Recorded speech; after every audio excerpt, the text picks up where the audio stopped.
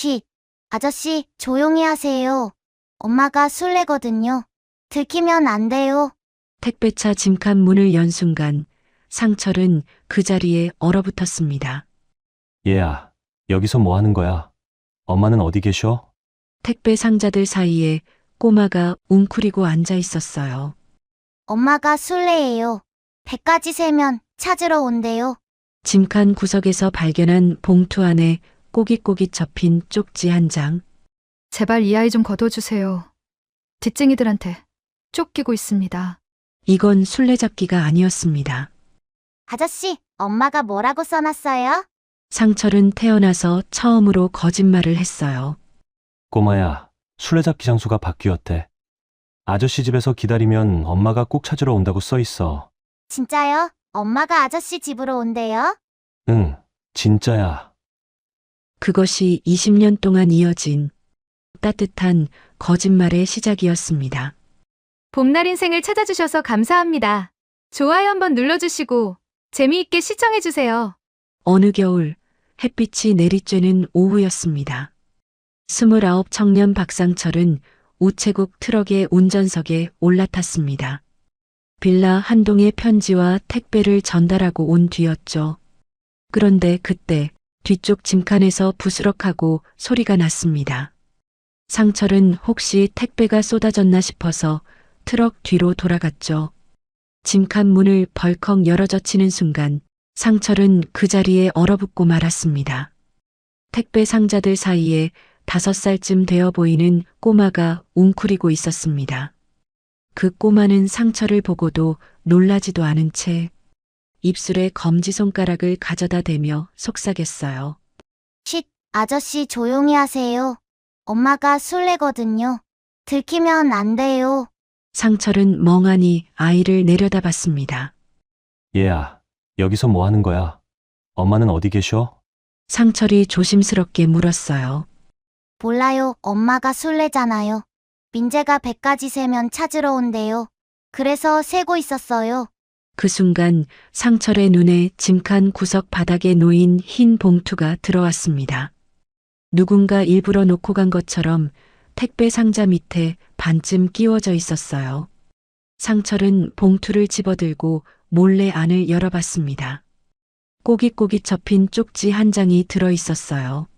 죄송합니다. 뒷쟁이들한테 쫓기고 있습니다. 도저히 키울 형편이 안 됩니다. 제발 이 아이 좀 거둬주세요. 아이 이름은 민재입니다. 상철의 손이 파르르 떨렸습니다. 술래잡기가 아니라 엄마가 아이를 두고 도망친 겁니다. 100까지 세는 동안 엄마는 이미 어디론가 사라져버린 거였어요. 상철은 얼른 쪽지를 주머니에 구겨 넣었습니다. 그리고 최대한 부드러운 목소리를 냈어요. 민재야, 일단 아저씨랑 경찰 아저씨한테 가보자. 거기 가면 따뜻하고 맛있는 것도 먹을 수 있어. 그 순간 아이의 얼굴이 하얗게 질렸어요. 안 돼요. 민재가 짐칸 구석 기둥을 두 손으로 붙잡으며 울음을 터뜨렸습니다. 여기서 기다려야 돼요. 딴 데 가면 엄마가 민재 못 찾아요. 엄마가 분명 찾으러 온대요. 아저씨 제발요. 아이의 울음소리가 차 안가득 메아리 쳤습니다. 상철은 난감해서 머리를 쥐어뜯었어요.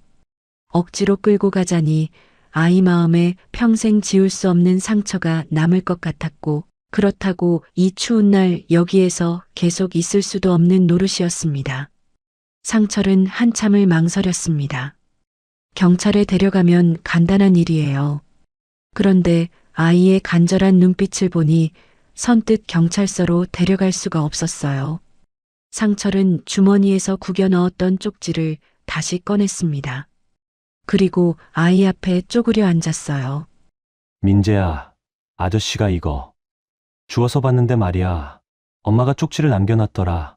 민재가 눈물 가득한 눈으로 올려다봤어요. 엄마가요? 뭐라고 써 있어요? 상철은 쪽지를 펼쳐 보이며 입을 열었어요. 태어나서 처음 해보는 거짓말이었습니다. 여기 이렇게 써 있어. 민재야, 술래잡기 장소가 바뀌었어. 이 아저씨 집에서 기다리렴. 거기서 기다리면 엄마가 꼭 찾으러 갈게. 민재의 눈이 동그래졌어요. 진짜요? 엄마가 그렇게 썼어요? 응, 여기 써 있잖아. 그러니까 아저씨 집에서 기다리면 돼. 상철은 쪽지를 얼른 접어 주머니에 넣었습니다. 민재는 한참을 상철의 얼굴을 빤히 바라보다가 고개를 끄덕였어요. 아저씨 거짓말 아니죠? 엄마 진짜 오는 거죠? 그럼, 거짓말 아니야. 상철의 목소리가 살짝 떨렸지만 아이는 눈치채지 못했습니다. 상철은 아이를 안아 운전석 옆자리에 태웠어요. 민재는 창밖을 물끄러미 바라봤습니다. 아저씨, 민재 숫자 안 틀린 거죠? 100까지 잘 센 거죠? 민재는 안 틀리고 잘 셌어. 민재 잘못 아니야. 트럭이 어둑한 골목길을 달리기 시작했습니다. 상철은 핸들을 잡은 손에 힘을 주며 생각했어요. 일단 오늘 밤만 재우고 내일 아침에 경찰에 데려다 주면 된다. 그게 맞는 거다. 하지만 한 가지, 이것만은 분명했습니다. 이 아이에게 엄마가 너를 버렸다는 말만큼은 절대로 해서는 안 된다는 것. 상철의 자취방은 반지하였습니다. 창문이라고 해봐야 천장 가까이에 손바닥만 한 개 하나 달려 있었고 한낮에도 햇빛 한 줌 제대로 들지 않는 눅눅한 방이었어요. 그래도 상철은 이 방이 싫지 않았습니다. 조금만 더 모으면 약혼녀와 결혼해서 반지하를 벗어날 수 있었거든요. 그런데 지금 그 좁은 방 한 구석에는 낯선 아이가 웅크리고 앉아 있었습니다. 민재는 집에 온 이후 거의 한마디도 하지 않았어요. 상철이 끓여준 라면도 몇 젓가락 뜨지 않았고 이불을 덮어줘도 목에 두르고 있던 파란 목도리만 꼭 붙들고 뜬 눈으로 밤을 샜습니다. 아이는 계속 창문 쪽만 바라봤어요. 혹시 엄마가 찾아올까봐 그 손바닥만 한 창문으로 누군가 들여다볼까봐요. 다음 날 상철은 아이를 두고 출근할 수가 없어서 연차를 냈습니다. 오늘 하루만 쉬고 내일은 경찰에 데려다 줘야지. 상철은 그렇게 생각하며 아이 곁에 앉아 있었어요. 그때 현관문이 벌컥 열렸습니다. 약혼녀 수진이었어요. 연차 냈다는 연락을 받고 혹시 아픈가 싶어 달려온 모양이었습니다. 그런데 방 안에 들어선 수진의 얼굴이 순식간에 굳어졌어요. 구석에 웅크린 민재, 그리고 그 옆에 놓인 흰 봉투와 꼬깃꼬깃한 쪽지가 눈에 들어왔으니까요. 상철이 미처 치우지 못한 것들이었습니다. 수진이 쪽지를 집어들고 읽는데 3초도 걸리지 않았어요. 그녀의 얼굴이 싸늘하게 굳더니 곧바로 목소리가 높아졌습니다. 오빠 미쳤어? 애를 왜 데려와? 빨리 경찰서에 데려다 주고 와. 수진은 현실적인 사람이었습니다.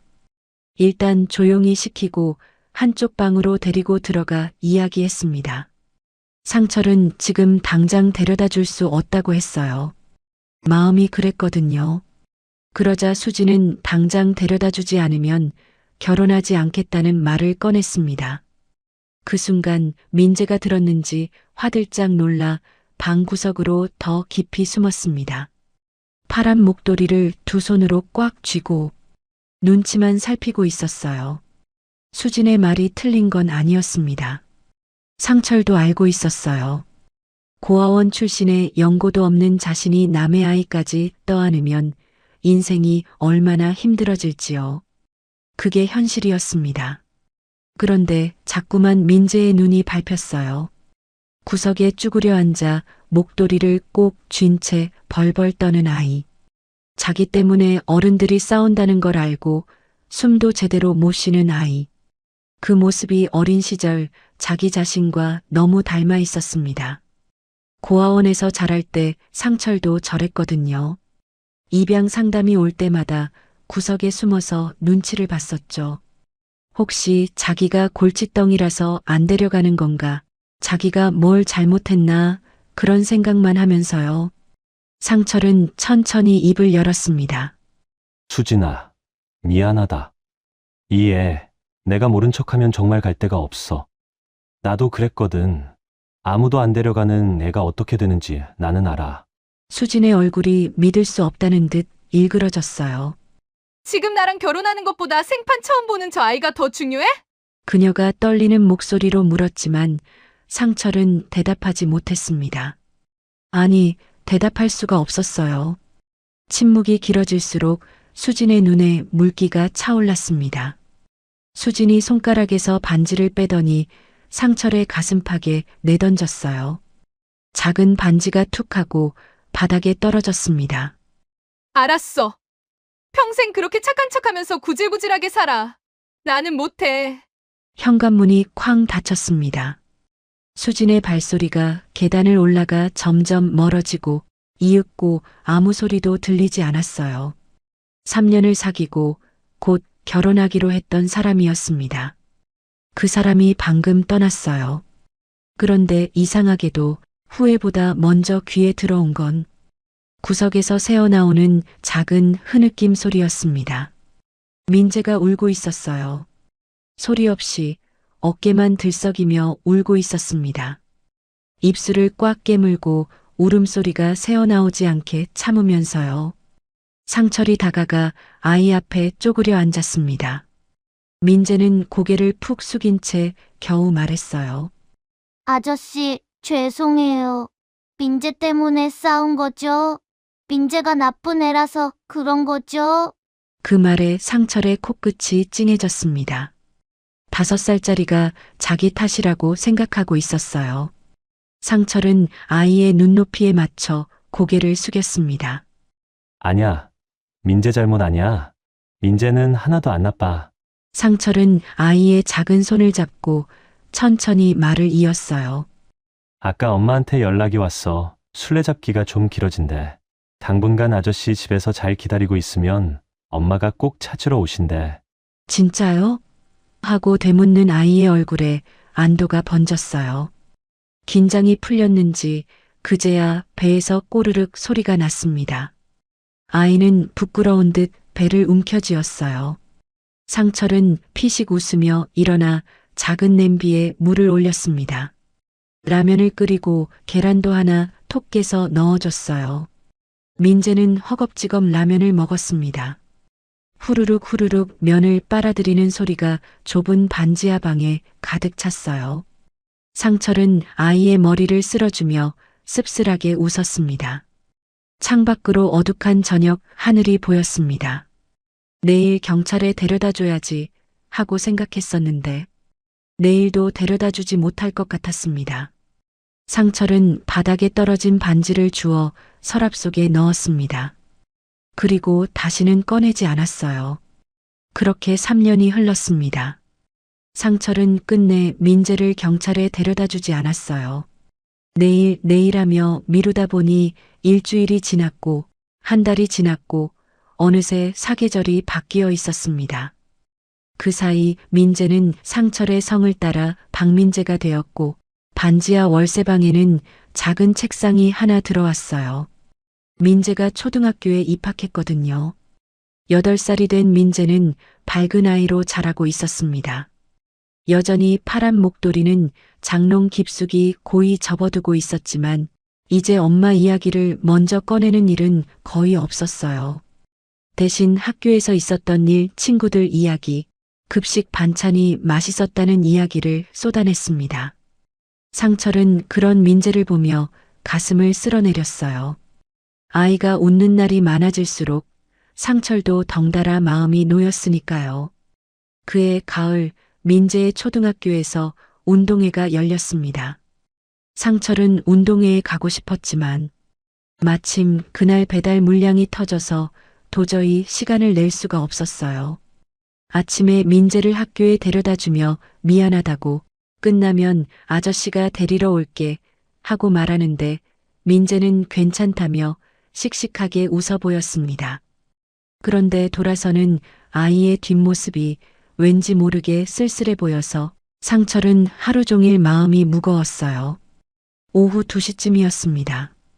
배달을 하다 말고 상철은 문득 시계를 봤어요. 지금쯤 학부모 참여 경기가 시작됐을 시간이었습니다.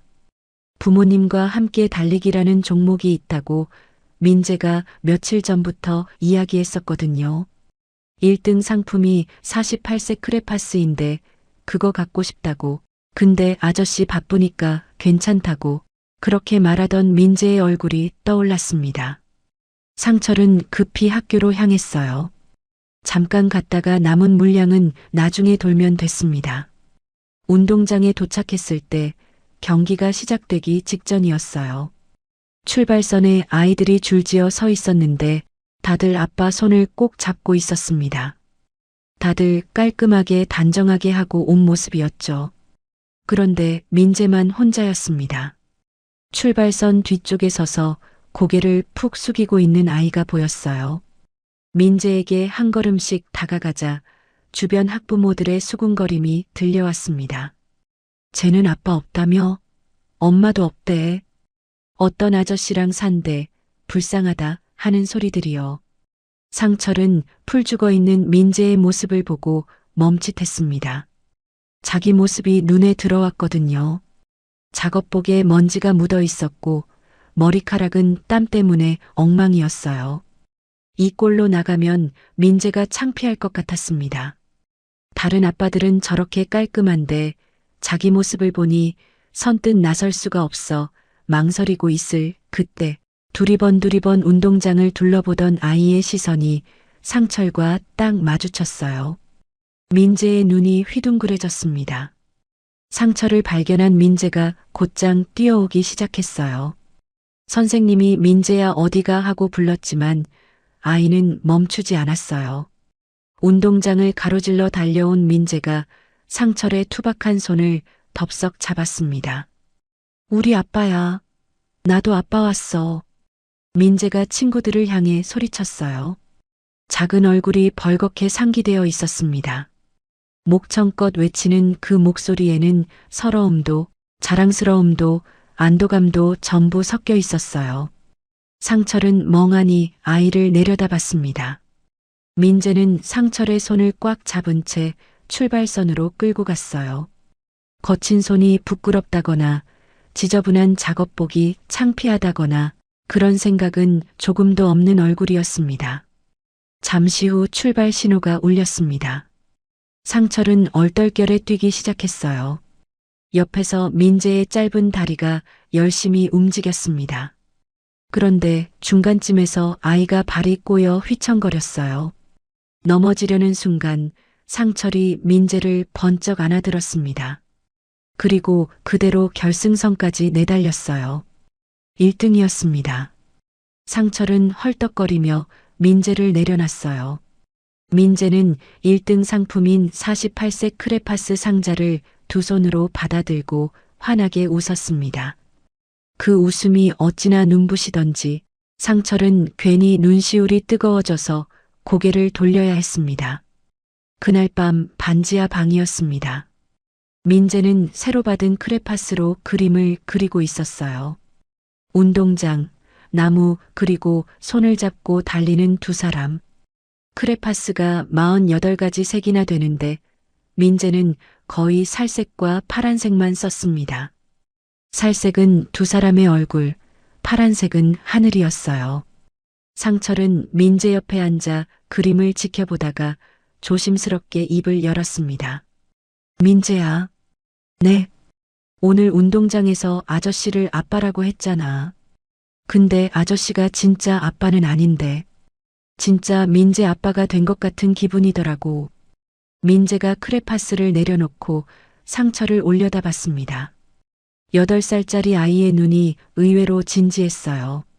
아저씨, 엄마는 숨바꼭질하느라 안 오잖아요. 언제 올지 아무도 몰라요.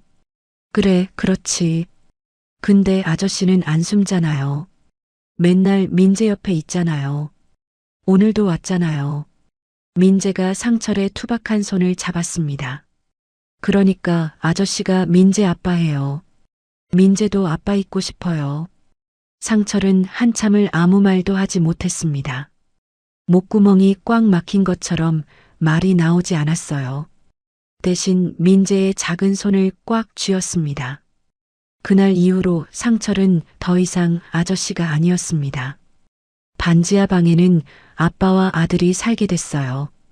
피 한 방울 섞이지 않았지만 세상 어떤 가족보다 단단한 두 사람이요. 그렇게 또 시간이 흘러 민재는 15살 중학교 2학년이 되었어요. 목소리가 굵어지고 키가 훌쩍 자라서 이제 상철과 눈높이가 거의 비슷해졌습니다. 반지하 방은 여전히 눅눅했고 한낮에도 햇빛 한 줌 들지 않는 건 10년 전이나 지금이나 마찬가지였어요. 그래도 상철에게는 꿈이 있었습니다. 퇴근하고 돌아온 밤이면 상철은 장롱 깊숙이 보관해둔 낡은 통장을 꺼내 보곤 했어요. 주택 청약 종합저축 통장이었습니다. 민재를 만나기 전부터 조금씩 부어온 돈이 15년 넘게 차곡차곡 쌓여 있었죠. 민재야, 5년만 더 모으면 우리도 벼뜨는 아파트 간다. 그때까지만 참아. 상철이 낡은 러닝셔츠 차림으로 통장을 어루만지며 말하면 민재는 그냥 웃으며 고개를 끄덕였어요. 벼뜨는 집이 어떤 건지 민재는 사실 잘 몰랐습니다. 태어나서 한 번도 살아본 적이 없으니까요. 그래도 아빠가 좋아하니까 민재도 좋았어요.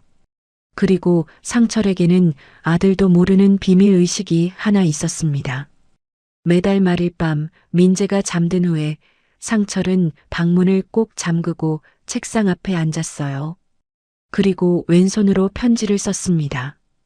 오른손잡이인 상철이 왼손으로 쓰는 편지는 글씨가 삐뚤빼뚤했지만 그게 바로 목적이었어요. 필체가 달라야 하니까요. 민재야, 엄마야. 미국은 요즘 많이 추워. 민재 감기 조심하고 아빠 말 잘 들어. 사랑해. 상철은 그 편지를 미국 소인이 찍힌 것처럼 꾸며서 우편함에 넣어뒀어요. 우체부니까 그 정도는 어렵지 않았습니다. 민재는 한 달에 한 번씩 오는 엄마의 편지를 받아보며 자랐어요. 10살 때도, 12살 때도, 14살 때도요. 편지가 올 때마다 민재는 방에 들어가 혼자 읽고 또 읽었습니다. 그런데 15살이 되던 해봄, 문제가 생겼어요. 학교에서 돌아온 민재의 표정이 심상치 않았습니다. 가방을 내던지듯 놓고 방구석에 털썩 주저앉더니 한참을 아무 말도 하지 않았어요. 상철이 무슨 일 있었냐고 물어도 대답이 없었습니다. 저녁을 먹고 나서야 민재가 입을 열었어요. 아빠, 엄마 진짜 미국에 있는 거 맞아? 상철의 손이 멈췄습니다. 민재는 고개를 푹 숙인 채 말을 이었어요. 오늘 학교에서 친구들이 그랬대요. 요즘 세상에 누가 편지를 쓰냐고 카톡도 있고 영상통화도 있는데 왜 민재 엄마는 얼굴 한번 안 보여주냐고요. 혹시 엄마 없는 거 아니냐고, 그 편지 아빠가 쓰는 거 아니냐고요. 나도 이제 애 아니야. 솔직히 말해줘. 민재가 고개를 들었습니다. 15살 소년의 눈에 의심과 불안이 뒤섞여 있었어요. 상철은 심장이 쿵하고 내려앉는 것 같았습니다. 이 순간이 언젠가 올 줄은 알았지만 막상 닥치니 무슨 말을 해야 할지 몰랐어요. 상철은 한참을 침묵했습니다. 그러다 천천히 민재의 맞은편에 앉았어요. 그리고 아들의 손을 잡았습니다. 민재야, 아빠가 사실대로 말해줄게. 근데 이거 절대로 아무한테도 말하면 안 돼. 민재의 눈이 커졌습니다. 상철은 심각한 표정으로 말을 이었어요. 엄마는 진짜 미국에 계셔. 근데 불법 체류자야. 10년 전에 빚쟁이들한테 쫓기다가 미국으로 도망가셨거든. 비자가 없어서 숨어 살고 계셔. 그래서 전화도 못하고 영상통화도 못해. 기록이 남으면 위치가 추적되거든. 민재가 숨을 멈췄습니다. 우리가 먼저 연락하거나 엄마를 찾으려고 하면 어떻게 될 것 같아? 경찰이 추적해서 엄마 잡아가. 불법 체류는 범죄야. 감옥 가거나 강제로 추방당해. 엄마가 10년 넘게 숨어서 고생한 거 다 물거품 되는 거야. 상철의 말이 끝나자 민재는 한참 동안 아무 말도 하지 못했어요. 감옥, 추방, 범죄. 그 무거운 단어들이 15살 소년의 머릿속을 짓눌렀습니다. 그러니까 민재야, 엄마 보고 싶어도 참아야 돼. 찾으면 안 돼. 엄마가 우리한테 올 수 있을 때까지 우리가 기다려야 엄마가 안전해. 민재의 눈에 물기가 차올랐어요. 고개를 푹 숙이고 한참을 있다가 겨우 입을 열었습니다. 나 안 찾을게. 엄마 잡혀가면 안 되니까. 편지만 기다릴게. 상철은 아들의 머리를 쓸어줬어요. 가슴속에서는 무언가 쓰린 게 치밀어 올랐지만 얼굴에는 내색하지 않았습니다. 이게 최선이라고, 이 아이의 마음을 지키려면 이 수밖에 없다고 스스로에게 되뇌었어요. 그날 밤 민재는 오래된 파란 목도리를 꺼내들고 한참을 바라봤습니다. 끝부분이 여전히 풀려있는 그 목도리를요. 엄마가 100가지만 세면 온다고 했던 게 벌써 10년 전이었어요. 그동안 편지는 왔지만 엄마는 오지 않았습니다. 이제야 이유를 알 것 같았어요. 엄마는 못 오는 거였습니다. 오고 싶어도 올 수가 없는 거였어요. 민재는 그날 밤 결심했습니다. 경찰이 되어야겠다고요. 법을 다루는 사람이 되면 엄마를 도울 방법을 찾을 수 있을 것 같았어요. 불법 체류를 어떻게든 해결해서 엄마가 떳떳하게 들어올 수 있게 해주고 싶었습니다. 그게 15살 민재가 생각한 최선이었어요. 아빠는 알았습니다. 아들이 진실을 알면 무너질 거라는 걸요. 그래서 거짓말을 했어요. 버림받은 게 아니라 헤어져 있는 거라고, 엄마는 민재를 사랑하지만 상황이 안 되는 거라고요. 그 거짓말 하나가 민재에게는 삶의 이유가 됐습니다. 그리고 상철은 그날 밤도 방문을 잠그고 왼손으로 편지를 썼어요. 손목이 뻐근하도록 정성껏 아들이 무너지지 않게요. 그로부터 10년이 또 흘렀습니다. 15세 경찰이 되겠다고 다짐했던 소녀는 정말로 꿈을 이뤘어요. 민재는 25살이 되어 경찰대학을 수석으로 졸업했고 경위로 임관하게 됐습니다. 임관식 날짜가 잡히고 서울 소속으로 발령이 났어요. 상철은 49이 되어 있었습니다. 머리에는 흰 것이 많이 섞였고 20년 넘게 배달을 다니느라 허리가 좋지 않았어요. 그래도 아들의 임관 소식을 들었을 때 상철은 평생 그렇게 환하게 웃어본 적이 없었습니다. 그런데 기쁨도 잠시, 현실적인 문제가 들이닥쳤어요. 서울 발령이라는 건 곧 서울에서 살 곳을 구해야 한다는 뜻이었습니다. 오피스텔 보증금만 해도 수천만 원이 필요했고 첫 달 생활비에 정장에 구두에 사회생활을 시작하려면 이것저것 돈이 들었어요. 민재가 전액 장학금을 받아서 학비는 들지 않았지만 그렇다고 목돈이 모아진 건 아니었습니다. 임관을 앞두고 민재의 동기들이 하나둘 부모님과 함께 집을 보러 다녔어요. 누구는 전셋집을 얻어줬고 누구는 새 차를 선물 받았고 누구는 고급 시계를 받아 손목에 차고 왔습니다.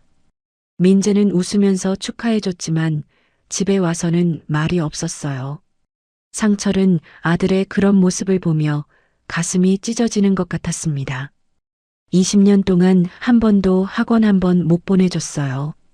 수학여행 갈 때 용돈도 넉넉히 못 줬고 대학 다닐 때 아르바이트를 안 해도 된다고 말해주지 못했습니다.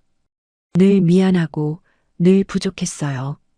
그런데 이제 드디어 아들이 어엿한 사회인이 되는 이 순간에도 해줄 수 있는 게 없었습니다. 임관식 일주일 전 상철은 새벽같이 집을 나섰어요. 우체국이 아닌 은행으로 향했습니다.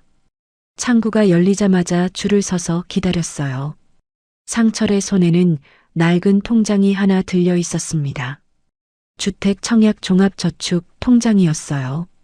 민재를 만나기도 전부터, 그러니까 20년도 넘게 한 푼, 두 푼 부어온 돈이었습니다. 수진과 결혼해서 벼뜨는 아파트에 살겠다고 꿈꿨던 그 돈이요. 파혼하고 민재를 키우면서도 상철은 이 통장만큼은 깨지 않았어요. 언젠가 민재와 함께 반지하를 벗어나 햇살 가득한 집에서 살겠다고, 그게 상철의 유일한 꿈이었습니다. 창구에 앉은 상철이 통장을 내밀었습니다. 이거 해지하려고요. 은행원이 통장을 보더니 눈이 동그래졌어요. 25년 된 청약 통장이었습니다. 요즘 세상에 이렇게 오래 유지된 통장은 보기 드물었어요. 고객님, 이거 20년이 넘었는데 너무 아까워요. 정말 해지하시겠어요?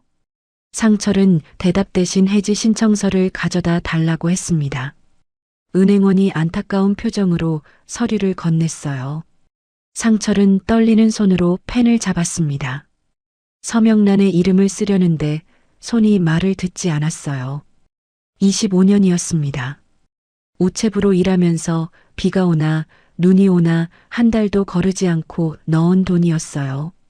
반지하 천장에 곰팡이가 피어도 장마철에 물이 차올라도 언젠가는 나간다고 그날만 기다리며 버텨온 세월이었습니다.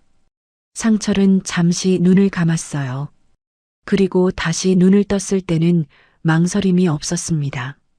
내 집보다 우리 아들 당장 몸 뉘을 곳이 더 급해서요. 깨주세요.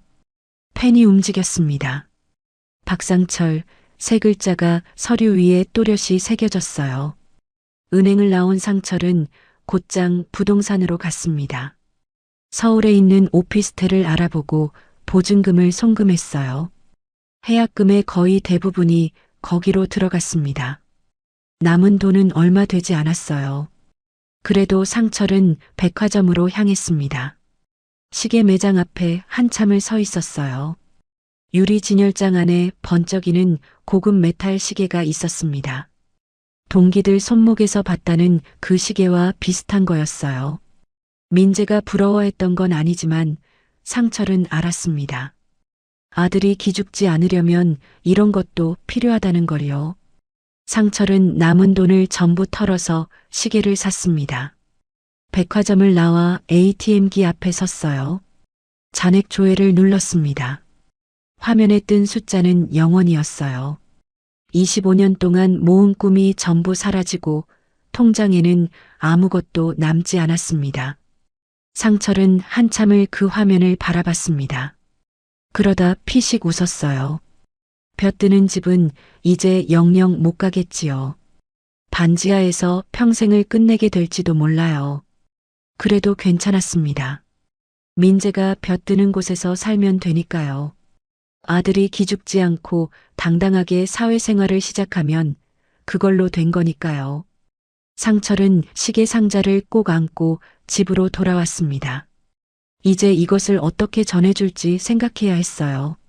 아빠가 청약 통장 깼다고 하면 민재가 받지 않을 것을 상철은 알고 있었습니다. 그 아이가 어떤 앤데요? 분명 안 받겠다고, 아빠 꿈이 더 중요하다고 버틸 게 뻔했어요. 그래서 상철은 또 거짓말을 준비했습니다. 이번에는 조금 큰 거짓말이었어요. 임관식 전날 밤이었습니다. 상철은 민재를 식탁 앞에 앉혔어요. 그리고 서류 봉투 하나와 네모난 상자 하나를 테이블 위에 올려놓았습니다. 민재가 고개를 갸웃거렸어요. 아빠가 왜 이렇게 긴장한 표정인지 모르겠다는 얼굴이었습니다. 상철은 떨리는 손으로 서류 봉투를 열었어요. 안에는 보증금 이체 내역서가 들어 있었습니다. 서울 오피스텔 수천만 원. 민재의 눈이 휘둥그레졌어요. 아빠, 이게 뭐야? 이 돈이 어디서 나온 거야? 상철은 준비해둔 거짓말을 꺼냈습니다. 목소리가 떨리지 않게 애를 썼어요. 민재야, 엄마가 보내셨다. 네가 임관한다고 연락이 왔어. 미국에서 10년 넘게 모은 돈이래. 보증금이랑 이 시계도. 상철이 네모난 상자를 열었습니다. 번쩍이는 고급 메탈 시계가 조명 아래서 빛났어요. 백화점에서 남은 돈을 전부 털어 산 바로 그 시계였습니다. 네가 기죽지 말고 다니라고 큰맘 먹으셨대. 아들 임관하는데 엄마가 아무것도 못해주면 얼마나 마음이 아프겠어. 민재는 한동안 아무 말도 하지 못했어요. 시계 상자와 이체 내역서를 번갈아 바라보다가 손을 뻗어 시계를 집어들었습니다. 묵직한 무게가 손바닥에 전해졌어요. 엄마가? 응, 엄마가. 민재의 눈에서 눈물이 뚝 떨어졌습니다. 그리고 한 방울, 두 방울, 걷잡을 수 없이 흘러내렸어요. 25살 청년이 어린애처럼 엉엉 울었습니다. 20년이었어요. 5살 때 헤어진 엄마를 20년 동안 기다렸습니다. 편지만 오고 얼굴은 한 번도 보지 못했어요. 그래도 잊지 않았구나. 엄마가 나를 잊지 않았구나. 그 생각에 민재는 주체할 수 없이 울었습니다. 상철은 우는 아들의 등을 토닥여줬어요. 얼굴에는 미소를 띠고 있었지만 가슴 속에서는 무언가 쓰린 게 치밀어 올랐습니다. 아들이 고마워하는 대상은 상철이 아니라 존재하지 않는 엄마였으니까요. 하지만 괜찮았어요. 민재가 저렇게 기뻐하면 그걸로 된 거니까요. 그래, 너만 벼뜨는 집에서 살면 됐다. 아빠 꿈은 거기서 끝이다. 상철은 속으로 그렇게 되뇌었습니다. 민재가 시계를 손목에 찼어요. 반지하 방 희미한 조명 아래서도 시계가 반짝반짝 빛났습니다. 민재는 연신 시계를 만지작거리며 웃었어요. 내일 인간시계 차고 가야지, 동기들한테 자랑해야지 하면서요. 상철은 그런 아들을 바라보며 웃었습니다. 그런데 웃는 순간 배 안쪽에서 뜨끔하고 무언가가 쑤셨어요. 상철은 표정이 일그러지려는 걸 애써 참았습니다. 밤이 깊어지고 민재가 잠자리에 들었어요. 상철은 아들이 잠든 것을 확인한 뒤에야 화장실로 향했습니다. 문을 닫고 변기 뚜껑 위에 주저앉았어요. 그리고 배를 움켜쥐었습니다. 속이 타들어가는 것 같았어요. 이마에 식은 땀이 송골송골 맺혔습니다. 몇 달 전부터 속이 좋지 않았어요. 처음에는 그냥 체한 줄 알았습니다. 소화제를 먹으면 나아지겠거니 했어요. 그런데 나아지지 않았습니다. 오히려 점점 심해졌어요. 밥을 먹으면 속이 쓰렸고 안 먹어도 쓰렸습니다. 새벽에 통증 때문에 깨는 날이 많아졌어요. 병원에 가봐야 한다는 건 상철도 알고 있었습니다. 하지만 갈 수가 없었어요. 병원에 가면 검사를 해야 하고 검사비가 들고 혹시라도 큰 병이면 수술비에 입원비에 돈이 줄줄 새니까요. 민재 보증금 마련하기도 빠듯한데 자기 몸에 돈 쓸 여유가 없었습니다. 그래서 상철은 약국 약으로 버텼어요.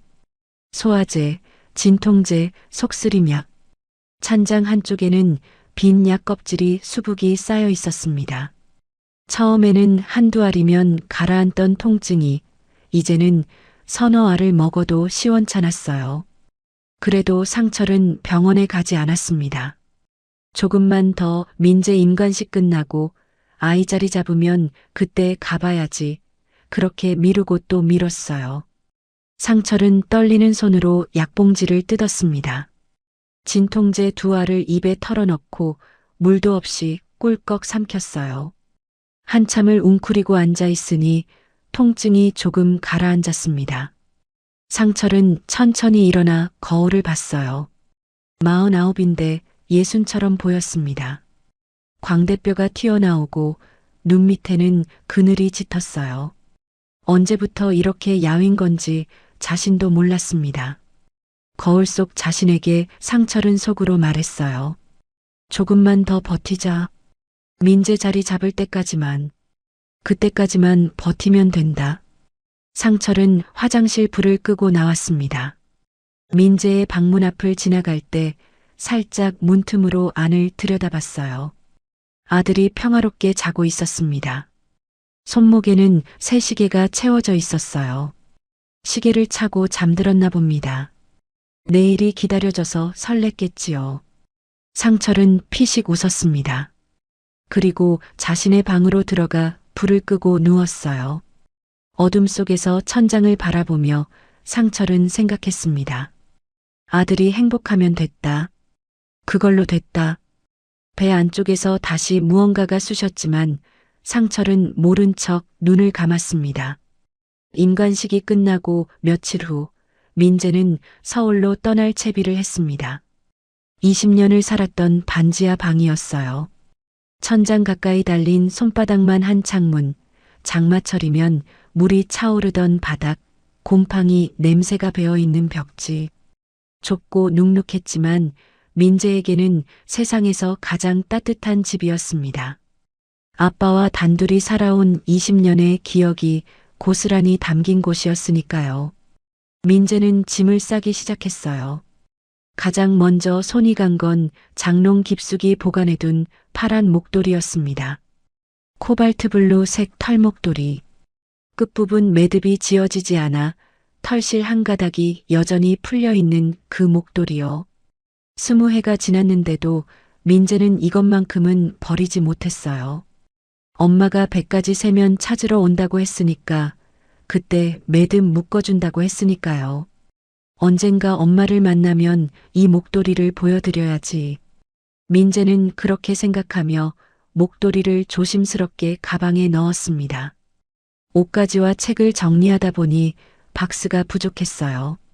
민재는 혹시 빈 박스가 있나 싶어 다락방에 올라갔습니다. 반지하 방 한쪽 구석에 있는 작은 다락이었어요. 아빠가 잡동사니를 보관해두는 곳이라 민재는 거의 올라가 본 적이 없었습니다. 다락방은 먼지가 수북했어요. 낡은 이불 보따리며 깨진 선풍기며 오래된 물건들이 잔뜩 쌓여 있었습니다. 그 구석에서 민재는 낡은 라면 박스 하나를 발견했어요. 꽤 묵직한 게 뭔가 들어있는 것 같았습니다. 박스가 필요했던 민재는 일단 그걸 들고 내려오기로 했어요. 사다리를 내려오는데 박스 바닥이 퍽 하고 터졌습니다. 오래된 종이 박스라 습기에 사가 있었던 거예요. 안에 들어있던 것들이 와르르 바닥으로 쏟아졌습니다. 민재는 멍하니 바닥을 내려다봤어요. 종이였습니다. 수백 장은 되어 보이는 종이들이 바닥에 흩어져 있었어요. 민재는 무심코 한 장을 집어들었습니다. 편지였어요. 삐뚤빼뚤한 글씨로 쓰인 편지. 민재야, 엄마야. 미국은 요즘 날씨가 좋아. 민재 감기 조심하고 거기까지 쓰다가 줄이 그어져 있었습니다. 글씨가 마음에 안 들었는지 구겨진 흔적도 있었어요. 민재는 다른 종이를 집어들었습니다. 역시 편지였어요. 민재야, 엄마가 보고심 역시 중간에 멈춰 있었습니다. 또 다른 종이. 사랑하는 민재에게 이것도 첫 줄에서 끝나 있었어요. 수백 장이 전부 그랬습니다. 쓰다 만 편지, 연습하다 망친 편지, 구겨졌다 편 편지. 그리고 그 글씨체는 전부 똑같았어요. 삐뚤빼뚤하고 어설픈 왼손으로 쓴 것 같은 필체. 민재는 손이 떨리기 시작했습니다. 흩어진 종이들 사이에서 다른 서류가 눈에 들어왔어요. 은행 서류였습니다. 민재는 그것을 집어들었어요. 주택 청약 종합저축해지 계산서. 해지 사유란에는 이렇게 적혀 있었습니다. 자녀 주택 임차 보증금. 민재의 눈이 그 글자 위에 멈췄어요. 자녀 주택 임차 보증금. 그러니까 자기 오피스텔 보증금이라는 뜻이었습니다. 엄마가 미국에서 보내준 게 아니라 아빠가 25년 동안 모은 청약 통장을 깨서 마련한 돈이었어요. 그 옆에는 또 다른 영수증이 있었습니다. 백화점 영수증이었어요. 고급 메탈 시계, 그 가격이 찍혀 있었습니다. 민재가 지금 손목에 차고 있는 바로 그 시계였어요. 민재는 멍하니 자신의 손목을 내려다봤습니다. 시계가 번쩍번쩍 빛나고 있었어요. 엄마가 보내준 줄 알았던 시계. 20년 만에 엄마가 기억해줬다고 그렇게 기뻐하며 울었던 시계. 그게 전부 아빠였어요. 그 순간 민재의 손에 꼬깃꼬깃하게 접힌 쪽지 하나가 들어왔습니다. 다른 종이들보다 훨씬 오래되어 보였어요. 누렇게 바랜 종이, 접힌 자국이 깊게 배어 있는 쪽지. 민재는 떨리는 손으로 그것을 펼쳤습니다. 죄송합니다. 빚쟁이들한테 쫓기고 있습니다. 도저히 키울 형편이 안 됩니다. 제발 이 아이 좀 거둬주세요. 아이 이름은 민재입니다. 민재의 머릿속이 하얘졌습니다. 이건 엄마 글씨였어요. 그동안 받아온 편지들과는 완전히 다른 또박또박한 글씨. 그리고 그 내용은 걷어달라는 거였어요. 도저히 못 키우겠다는 거였어요. 민재는 바닥에 주저앉았습니다. 손에는 누런 쪽지가 들려 있었고 눈앞에는 수백 장의 가짜 편지들이 흩어져 있었어요. 그리고 가방 안에는 20해 동안 간직해온 파란 목도리가 들어 있었습니다. 100가지 세면 찾으러 온다던 엄마. 숨바꼭질이 길어진 거라던 엄마. 미국에서 불법 체류 중이라 연락 못한다던 엄마. 전부 거짓말이었어요. 엄마는 숨바꼭질을 한 게 아니었습니다. 처음부터 돌아올 생각이 없었어요. 5살 민재를 우체부 트럭 짐칸에 놓고 100가지만 세라고 말하고 그 사이에 도망친 거였습니다. 목도리 매듭을 묶어주겠다는 약속도 100번만 자면 온다는 말도 전부 민재를 속이기 위한 거짓말이었어요. 그리고 아빠는 그걸 알면서도 숨겨온 거였습니다. 왼손으로 편지를 쓰고 엄마인 척 연락이 왔다고 하고 청약 통장을 깨서 엄마가 보낸 돈이라고 하고 전부 민재가 무너지지 않게 하려고 버림받았다는 걸 모르게 하려고 아빠가 혼자 짊어진 거짓말이었어요. 민재는 손에 들린 쪽지와 바닥에 흩어진 편지들을 번갈아 봤습니다.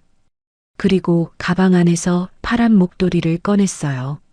여전히 매듭이 지어지지 않은 털실 한 가닥이 풀린 채로 늘어진 목도리.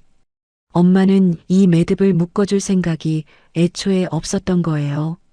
민재의 입에서 신음 같은 소리가 새어나왔습니다. 엄마는 숨바꼭질하러 간 게 아니었어. 목소리가 떨렸어요. 나를 버린 거였어. 민재는 목도리를 움켜쥔 채 바닥에 쓰러지듯 엎드렸습니다. 어깨가 들썩였어요. 소리 없이 그러나 온몸을 뒤흔드는 울음이었습니다. 25해 인생이 전부 무너져 내리는 것 같았어요. 믿었던 모든 것이 거짓말이었습니다. 기다렸던 모든 시간이 헛된 것이었어요. 그런데 한편으로는 그 거짓말 때문에 버틸 수 있었다는 것도 알았습니다. 엄마가 사랑한다고 믿었기 때문에 씩씩하게 자랄 수 있었어요. 언젠가 만날 수 있다고 믿었기 때문에 경찰이 되겠다는 꿈도 꿀 수 있었고요. 그 모든 게 아빠였어요. 피 한 방울 섞이지 않은 아빠가 20해 동안 혼자서 만들어낸 사랑이었습니다. 민재는 한참을 그 자리에 엎드려 울었어요. 흩어진 종이들 사이에서 풀린 목도리를 움켜쥔 채로요. 민재는 얼마나 오래 그 자리에 엎드려 있었는지 몰랐습니다. 정신을 차렸을 때는 바닥이 차갑게 식어 있었어요.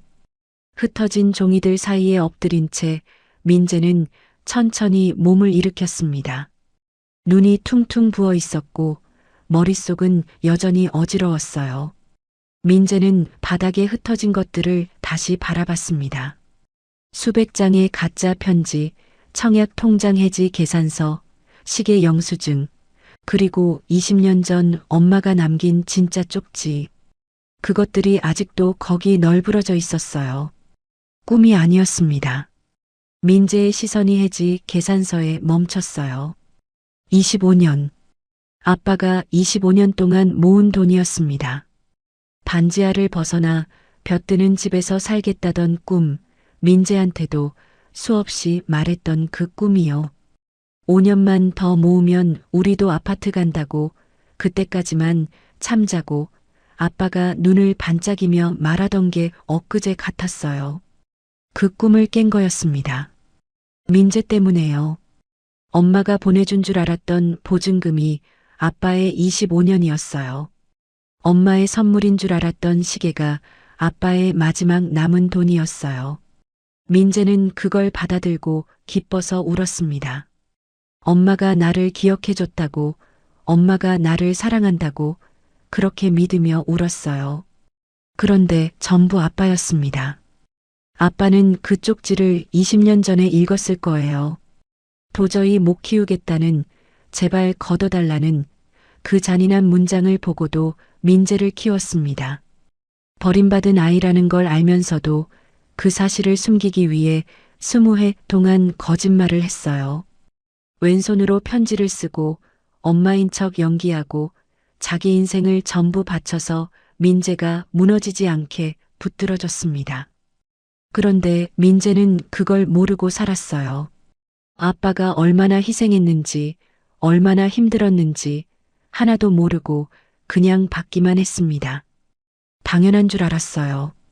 아빠니까 원래 그런 거라고요. 민재는 자기 자신이 혐오스러웠습니다. 20해 동안 아빠의 피를 빨아먹고 자란 것 같았어요. 아빠의 청춘을, 아빠의 꿈을, 아빠의 건강을 갉아먹으면서 컸습니다. 그리고 그 대가로 돌려준 건 아무것도 없었어요. 그때 현관문이 열렸습니다. 상철이 퇴근해서 돌아온 거였어요. 평소처럼 민재야 왔다 하고 부르려던 상철의 목소리가 뚝 끊겼습니다. 현관에 선 채로 상철이 굳어버렸어요. 거실 바닥에 흩어진 종이들이 보였을 겁니다. 수백 장의 편지들, 해지 계산서, 영수증들. 그리고 그 한가운데 서 있는 민재가요. 상철의 얼굴이 하얗게 질렸습니다. 민재가 천천히 고개를 들었어요. 아버지와 눈이 마주쳤습니다. 민재의 손에는 누렇게 바랜 쪽지가 들려 있었어요. 20년 전 트럭 짐칸에 있던 그 쪽지. 한참 동안 아무도 말이 없었습니다. 침묵을 깬 건 민재였어요. 아빠, 이게 뭐야? 목소리가 떨렸습니다. 분노인지 슬픔인지 알 수 없는 감정이 뒤섞인 목소리였어요. 이 편지들은 뭐야? 이 통장은 뭐야? 이 쪽지는 뭐냐고. 상철은 대답하지 못했습니다. 입술만 달싹거릴 뿐 아무 말도 나오지 않았어요. 민재의 눈에서 눈물이 흘러내렸습니다. 하지만 이번에는 슬퍼서 우는 게 아니었어요. 아빠 바보야. 민재가 절규했습니다. 엄마는 날 버렸잖아. 이 쪽지 봤잖아. 도저히 못 키우겠다고 걷어달라고 그렇게 써놨잖아. 그런 엄마를 왜 20년 동안이나 기다리게 했어? 왜 거짓말했어? 상철은 고개를 숙였습니다. 아무 변명도 하지 않았어요. 아빠 꿈은, 25년 동안 모은 아빠 집은, 그거 다 어디 갔어? 내가 뭐라고? 피 한 방울 안 섞인 남의 애한테 왜 인생을 다 버려? 민재가 소리쳤습니다. 손에 들고 있던 쪽지가 구겨졌어요. 목이 터져라 소리치는데도 가슴속 답답함은 풀리지 않았습니다. 상철이 천천히 고개를 들었어요. 늙고 야윈 얼굴에 눈물이 흐르고 있었습니다. 처음 보는 아빠의 눈물이었어요. 미안하다. 상철이 겨우 말했습니다. 미안하다, 민재야. 그 목소리가 너무 작고, 너무 떨리고, 너무 늙어 있어서 민재는 더 소리칠 수가 없었어요. 갑자기 아빠가 너무 늙어 보였습니다. 언제 저렇게 야윈 거지? 언제 저렇게 허리가 굽은 거지? 민재는 그제야 아빠를 제대로 바라봤어요. 반지하 곰팡이 냄새가 밴 낡은 옷, 굳은 살이 박인 거친 손, 희끗희끗한 머리카락, 움푹 들어간 눈. 20년 동안 아들 하나 키우느라 자기 자신은 하나도 돌보지 않은 사람의 모습이었습니다. 민재는 숨이 막혔어요. 이 사람한테 소리를 질렀습니다. 바보라고, 왜 그랬냐고, 내가 뭐라고 그랬냐고. 그런데 정작 아빠는 미안하다는 말밖에 하지 않았어요. 자기가 힘들었다는 말, 자기가 아팠다는 말, 그런 건 한마디도 없었습니다. 민재는 그게 더 견딜 수 없었어요. 아빠 얼굴 못 보겠어. 민재가 힘없이 말했습니다. 그리고 현관으로 향했어요. 상철이 손을 뻗었지만 민재를 잡지 못했습니다. 손끝이 아들의 옷자락을 스치기만 했어요. 민재야. 상철이 불렀지만 민재는 돌아보지 않았습니다. 현관문이 열리고 민재의 발소리가 계단을 올라갔어요. 반지하 창문 너머로 아들의 발이 잠깐 보이더니 이내 사라졌습니다. 상철은 현관 앞에 주저앉았습니다. 바닥에는 여전히 종이들이 흩어져 있었어요. 20회 동안 쓴 가짜 편지들, 아들을 지키려고 몰래 숨겨둔 것들. 이제 전부 들통났습니다. 상철은 무릎에 얼굴을 묻었어요. 그리고 아무도 없는 반지하 방에서 늙은 아버지가 소리 없이 울었습니다. 민재는 집에 가지 않았습니다. 서울 오피스텔에도 반지하 집에도 가지 않았어요. 발령받은 파출소 숙직실 구석에 처박혀서 며칠을 보냈습니다. 먹지도 자지도 못했어요. 눈을 감으면 아빠의 얼굴이 떠올랐습니다. 미안하다, 미안하다, 민재야. 그렇게 말하던 떨리는 목소리가 귓가에 맴돌았어요. 손목에 찬 시계가 자꾸 눈에 들어왔습니다. 아빠가 사준 시계. 엄마가 보낸 거라고 거짓말했던 시계. 민재는 그 시계를 볼 때마다 가슴이 찢어지는 것 같아서 결국 풀어서 주머니에 넣어버렸어요. 차고 있을 수가 없었습니다. 휴대폰에는 아빠의 부재중 전화가 쌓여갔어요. 하루에 몇 번씩 전화가 왔습니다. 민재는 한 번도 받지 않았어요. 받을 수가 없었습니다. 아빠한테 무슨 말을 해야 할지 모르겠었어요. 미안하다고 해야 할지, 고맙다고 해야 할지, 아니면 왜 그랬냐고 또 소리를 질러야 할지. 아무것도 정리가 안 됐습니다. 그래서 그냥 피했어요. 비겁하다는 걸 알면서도요. 그렇게 일주일이 지났습니다. 그날도 민재는 숙직실 간이 침대에 누워 천장만 바라보고 있었어요. 그때 휴대폰이 울렸습니다. 또 아빠인가 싶어 무시하려다가 화면에 뜬 발신 번호를 보고 손이 멈췄어요. 아빠 번호가 아니었습니다. 우체국 번호였어요. 아빠가 다니던 그 우체국이요. 민재는 이상한 예감에 전화를 받았습니다. 민재냐? 다급한 목소리가 들려왔어요. 아빠의 동료 아저씨였습니다. 민재가 어릴 때부터 알던 분이었어요. 너 왜 이렇게 연락이 안 돼? 니네 아버지 쓰러지셨어. 민재의 심장이 멈추는 것 같았습니다. 병원도 안 가고 진통제로 미련하게 버티다가 위암이 터졌단다. 오늘 내일 하신다. 빨리 와. 위암. 그 단어가 머릿속에서 맴돌았어요. 위암이라고요. 아빠가 위암이라고요. 민재는 휴대폰을 든 채 얼어붙었습니다. 아빠가 아프다는 걸 몰랐어요. 아무것도 몰랐습니다. 아니, 알 수 있었어요. 아빠가 밥을 잘 안 먹던 것, 얼굴이 점점 야위어 가던 것, 밤에 화장실에서 신음소리가 나던 것. 민재도 눈치챘었습니다. 그런데 물어보지 않았어요. 그냥 피곤하겠거니, 나이 드니까 그러겠거니, 그렇게 넘겼습니다. 민재는 미친 듯이 뛰기 시작했어요. 파출소를 뛰쳐나가 택시를 잡았습니다. 병원 이름을 외치고 빨리 가달라고 소리쳤어요. 택시 안에서 민재는 두 손을 꽉 쥐고 기도했습니다. 제발요, 제발이요. 말로 되지 않는 기도였어요. 그냥 제발 이라는 말밖에 나오지 않았습니다. 병원에 도착해서 응급실로 뛰어들어갔어요. 간호사에게 박상철 환자가 어디 있냐고 물었습니다. 간호사가 안내해준 중환자실 앞에 도착했을 때 민재는 다리에 힘이 풀려 벽을 짚어야 했어요. 유리창 너머로 아빠가 보였습니다. 침대에 누워 산소호흡기를 끼고 있었어요. 얼굴이 너무 야위어서 처음에는 아빠인지 알아보지 못할 뻔했습니다. 광대뼈가 툭 튀어나오고 눈이 움푹 꺼지고 핏기 없는 얼굴이 하얗게 질려 있었어요.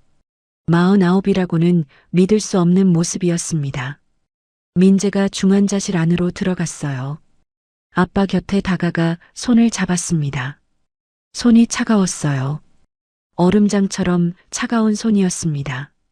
민재는 그 손을 두 손으로 감싸 쥐었어요. 체온을 전해주고 싶었습니다. 아빠, 나야. 민재야. 상철의 눈꺼풀이 파르르 떨렸어요. 하지만 눈을 뜨지는 못했습니다. 의식이 거의 없는 상태였어요. 그때 간호사가 다가왔습니다. 손에 낡은 가방을 들고 있었어요. 우체부 가방이었습니다. 아빠가 20년 넘게 들고 다니던 그 가방이요.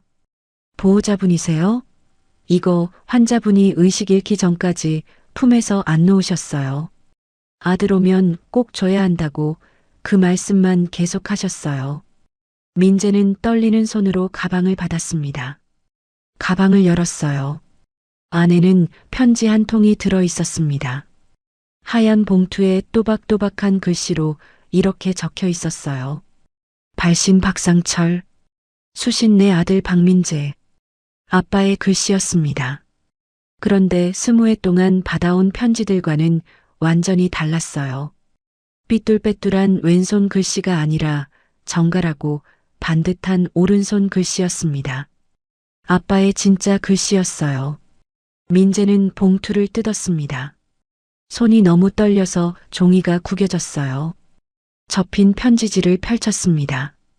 민재야, 이 편지를 읽고 있다면 아빠는 아마 옆에 없겠구나. 그동안 거짓말해서 미안하다. 엄마가 보낸 편지는 전부 아빠가 쓴 거였어. 왼손으로 쓰느라 손목이 많이 아팠는데 그래도 네가 기뻐하는 얼굴을 보면 하나도 안 아팠단다. 풀린 목도리를 하고 떨던 5살 꼬마가 있었어. 100까지 세면 엄마가 온다고 그렇게 믿고 있던 아이. 아빠는 그 아이한테 차마 버려졌다는 말을 할 수가 없었어. 아빠의 꿈은 따뜻한 집이었어. 볕드는 아파트에서 너랑 같이 살고 싶었어. 근데 있잖아, 민재야. 너를 만난 후로는 그게 아빠의 꿈이 아니었어. 너를 만난 후로는 네가 나의 집이었어. 반지하가 눅눅해도 곰팡이가 피어도 네가 옆에 있으면 거기가 제일 따뜻한 집이었단다. 아빠가 해가 드는 집을 가지고 싶어 한다고 생각했지? 아니야. 아빠는 이미 20년 동안 세상에서 제일 따뜻한 집에서 살았어. 내 인생 가장 빛나는 청춘은 너였다, 민재야. 아빠는 네 아빠여서 행복했어. 사랑한다, 아들. 민재는 편지를 읽는 동안 눈물이 멈추지 않았습니다. 한 글자 한 글자 읽을 때마다 가슴이 찢어지는 것 같았어요. 아빠가 이걸 언제 쓴 걸까요? 민재가 뛰쳐나간 그날 밤 혼자 남은 반지하 방에서 쓴 걸까요? 아니면 병원에 실려오기 전 쓰러지기 직전에 쓴 걸까요? 민재는 편지를 가슴에 꼭 안았습니다. 그리고 침대에 누운 아빠의 손을 잡았어요. 아빠, 일어나. 나왔어. 민재 왔어. 상철은 대답이 없었습니다. 산소호흡기에서 나는 기계음만 규칙적으로 울렸어요. 아빠, 미안해. 내가 잘못했어. 소리 질러서 미안해. 아빠 얼굴 못 보겠다고 한 거, 그거 거짓말이야. 보고 싶었어? 맨날 보고 싶었어? 민재의 목소리가 떨렸습니다. 아빠, 눈 떠봐. 나 아빠한테 할 말 많아. 아직 아무것도 못 해줬잖아. 아빠 이름으로 된 집 사드려야 하잖아. 볕드는 아파트, 아빠가 그렇게 가고 싶어 했잖아. 내가 사드릴게. 내가 돈 벌어서 사드릴게. 그러니까 일어나. 제발.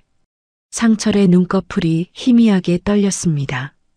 그리고 천천히, 아주 천천히 눈이 떠졌어요. 초점 없는 눈이 민재를 찾았습니다. 아들의 얼굴을 알아본 건지 상철의 입꼬리가 희미하게 올라갔어요. 웃으려는 것 같았습니다. 소리는 나지 않았지만 민재는 알아볼 수 있었습니다. 민재야. 그 한마디를 남기고 상철의 눈이 다시 감겼어요. 손에 잡혔던 희미한 힘이 스르르 풀렸습니다. 기계에서 긴 경고음이 울렸습니다. 의료진이 달려왔지만 이미 늦은 후였습니다. 상철은 마지막으로 아들의 얼굴을 보고 희미하게 웃고 그렇게 눈을 감았어요. 49회의 생이었습니다. 그중 20년을 피 한 방울 섞이지 않은 아들을 위해 살았고 마지막 순간까지 그 아들 걱정뿐이었던 사람이었어요. 민재는 아빠의 손을 놓지 못했습니다. 차갑게 식어가는 손을 붙잡고 한참을 울었어요. 일어나라고, 아직 할 말이 많다고, 아무것도 해드린 게 없다고 그렇게 울부짖었지만 상철은 다시 눈을 뜨지 않았습니다. 평생 고생만 시키고 마지막에는 소리까지 지르고 그런 불효자식 하나 때문에 반지하에서 평생을 보낸 사람이었어요. 벼뜨는 집 한 번 못 가보고 떠났습니다. 며칠 후 작은 장례식장에서 상철의 발인이 있었습니다. 조문객은 많지 않았어요. 우체국 동료 몇 명, 동네 이웃 몇 명, 그게 전부였습니다. 상철이 얼마나 조용하게 살았는지 알 수 있었어요. 자기 자신을 위해서는 아무것도 하지 않고 오로지 아들만 바라보며 살았던 사람이었으니까요. 민재는 입관식 때까지 아무 말도 하지 못했습니다. 상주석에 앉아 조문을 받으면서도 눈물만 흘렸어요.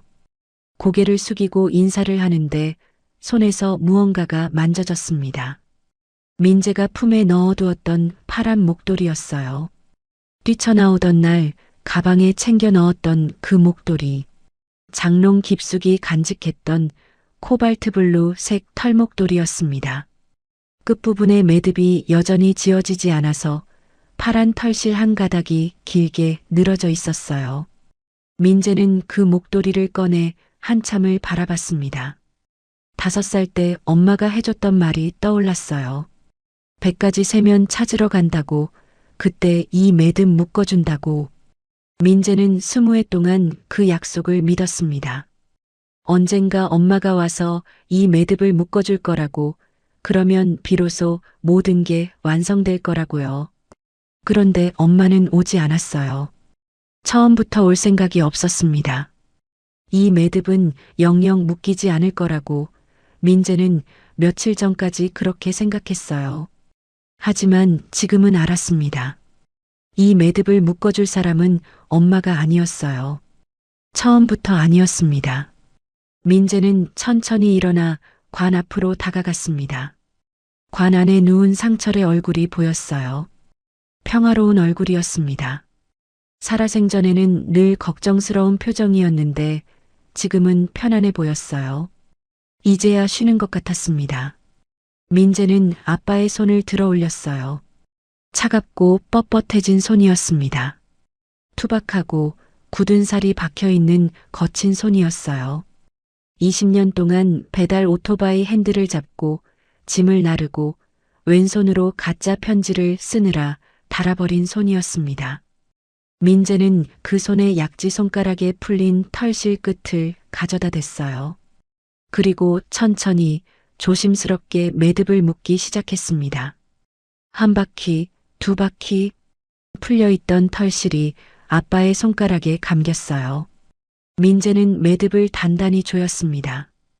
다시는 풀리지 않게요. 아빠, 이 매듭, 엄마 말고 아빠가 묶어줘. 민재의 목소리가 떨렸습니다.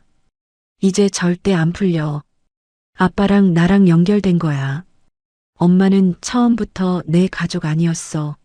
아빠가 내 가족이야. 아빠만 내 가족이야. 목도리의 파란 털실이 상철의 손가락에 단단히 묶여 있었어요.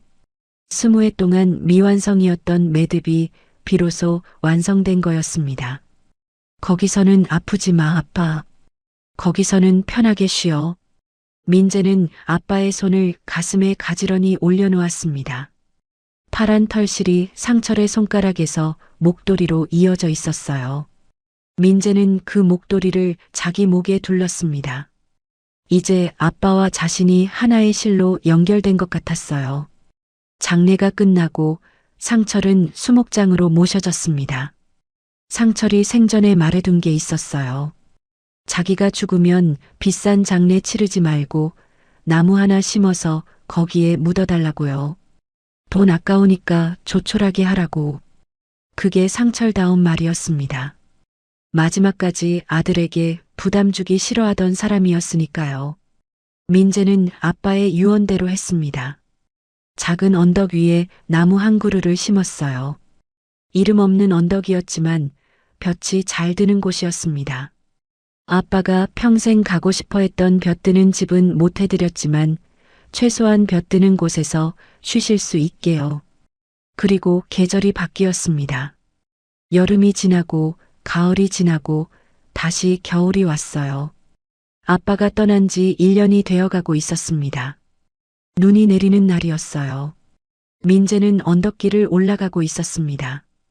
경찰 정복을 입고 있었어요. 그런데 정복 위에 낡은 조끼를 하나 겹쳐 입고 있었습니다. 아빠의 우체부 조끼였어요. 빛이 바래고 낡아서 해지고 군데군데 기운 자국이 있는 조끼. 민재는 그 조끼를 버리지 못했습니다. 손목에는 시계가 채워져 있었어요. 아빠가 25년 청약 통장을 깨서 사준 그 시계. 민재는 이제 그 시계를 매일 찾습니다.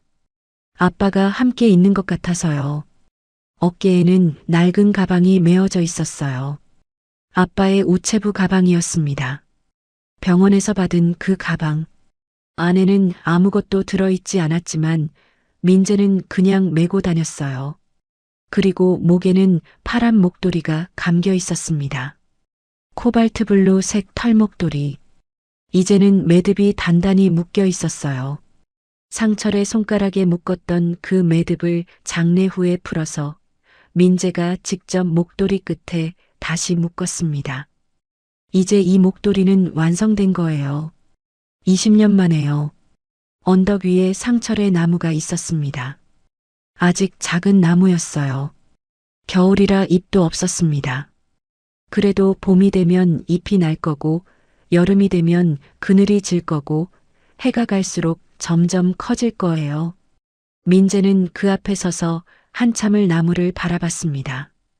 그리고 자세를 바로잡았어요. 발 뒤꿈치를 붙이고 허리를 펴고 경찰 정복을 입은 민재가 차렷 자세를 취했습니다.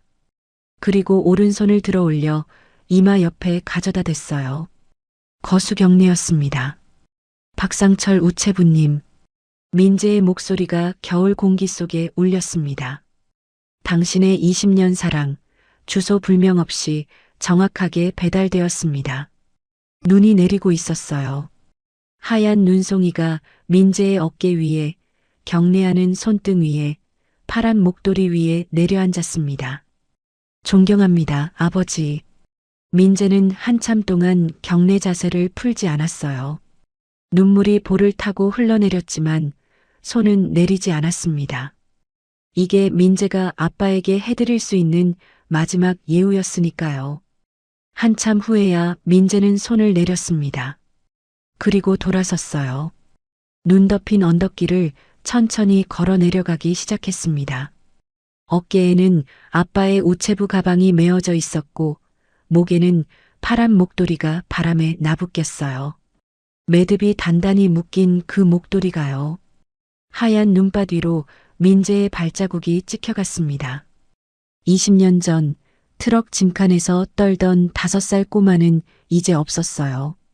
거기에는 아버지의 사랑을 오롯이 물려받은 25살 청년이 있었습니다. 피 한 방울 섞이지 않았지만 세상 누구보다 닮은 아버지와 아들이었어요. 민재가 걸어간 자리에 발자국이 남았습니다. 눈은 계속 내렸지만 그 발자국은 쉽게 지워지지 않았어요. 마치 상철이 민재에게 남긴 사랑처럼요. 영원히 지워지지 않을 것처럼요. 끝까지 들어주신 봄날 인생 시청자 여러분, 정말 감사합니다. 20년을 함께한 피 한 방울 안 섞인 부자의 이야기. 어떻게 들으셨나요? 결혼도 포기한 채 민재를 위해 살아온 아버지 상철과 바른 청년으로 자란 민재에게 해주고 싶은 말씀이 있으시다면 댓글로 남겨주세요. 오늘도 함께 해주셔서 감사합니다. 행복하고 건강하세요.